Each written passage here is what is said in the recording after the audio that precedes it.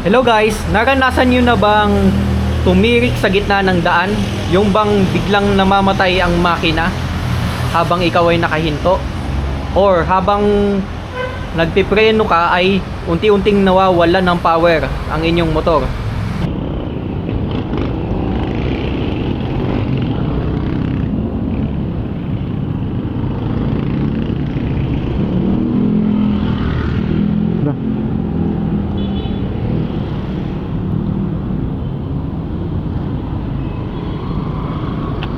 Nangyari,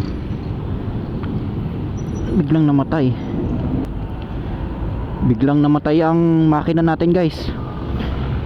Check natin kung anong problema.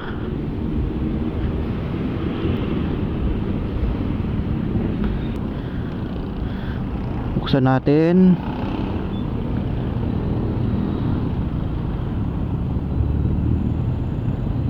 Okay, nag-start na siya ulit. Sa video na to, ipapakita natin kung paano i-troubleshoot ang ganyang issue sa ating mga Honda Beat. Let's go guys!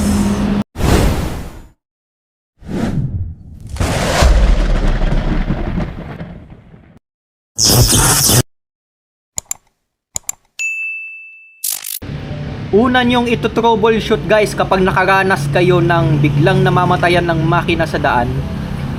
Lagi nyong uunahin ang ating spark plug. Titignan nyo kung pundido na ba or palitin na ang ating mga spark plug.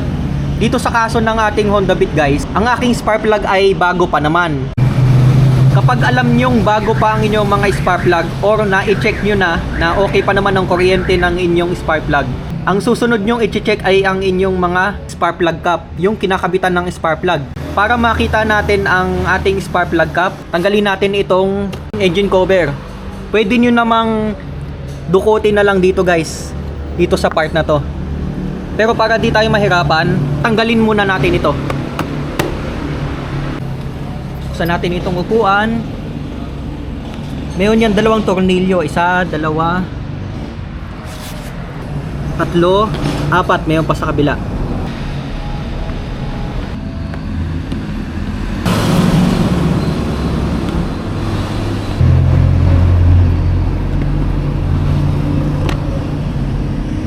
Natanggal na natin ang mga tornilyo, hilain lang natin itong engine cover. Yan. Dito natin ma-access ng maayos ang ating spark plug. Ito siya guys. Itong kable na ito. Huhugutin lang natin yan.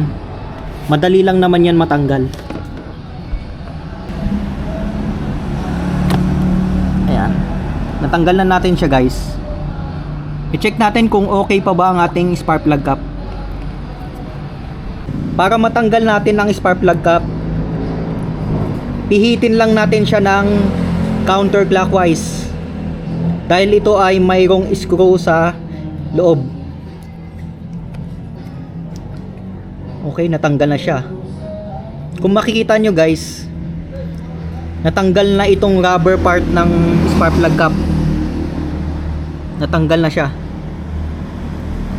I-check naman natin ang loob nito. Lagi nyong i-check ang loob nitong spark plug cap na ito kung madumi na ba or kinakalawang na yung loob. Tanggalin natin itong rubber. Ayan. Kung makikita nyo guys, meron ng damage or kalawang o dumi ang part na yan ng may nakabilog na iyan. Habang tumatagal, lumalaki ang damage na yan o lumalaki ang dumi sa paligid ng bilog na yan. At yan ang posibleng magiging dahilan para humina ang daloy ng kuryente sa ating mga spark plug. Kaya habang maaga, pwede na natin itong palitan para lumakas ulit ang daloy ng kuryente sa ating mga spark plug at umayos ang takbo ng ating mga motor. At dahil naputol na rin, kung makikita nyo guys, putol na at may crack na itong rubber part na ito ng spark plug cap, palitan na rin natin siya.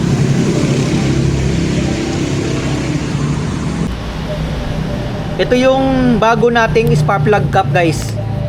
Ito yung code niya para ito sa mga Honda Beat FI. Buksan na natin. Ito na siya guys. I-check natin ang loob nitong bago nating spark plug cap. Tingnan natin ang pagkakaiba mula dun sa luma nating cap. Tanggalin natin itong rubber.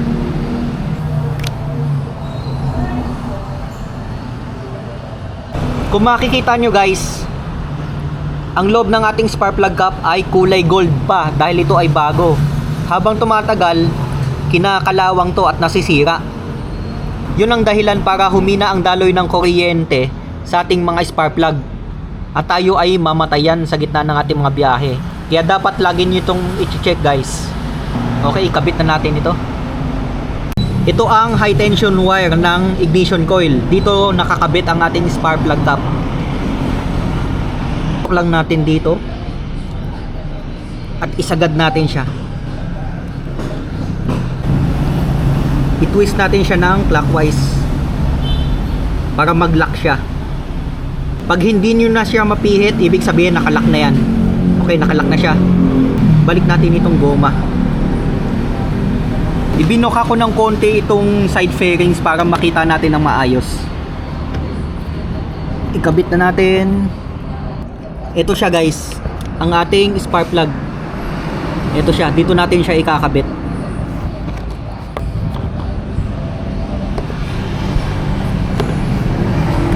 Isuksok nyo lang siya ng maayos. Iusog nyo lang.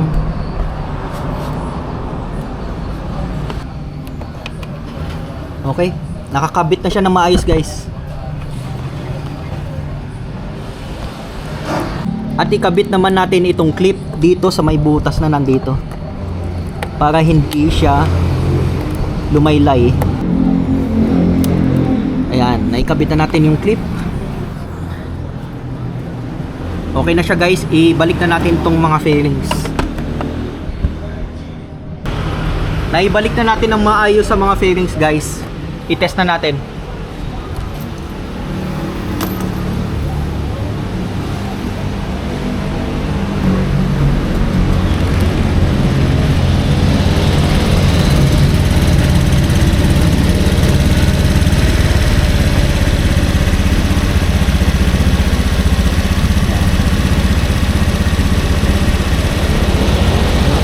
Okay na ulit siya guys. Bagong-bago ang ating spark plug cap at maayos na ulit ang takbo ng kuryente sa ating motor. Ganun lang ang gagawin nyo guys. Kapag naramdaman nyo na mahina na yung daloy ng kuryente sa inyong mga motor at namatay na sa gitna ng ating mga biyahe, i-check nyo spark plug at spark plug cap. Ayun lang ang mga posibleng papalitan para umayos ang takbo ng ating mga motor.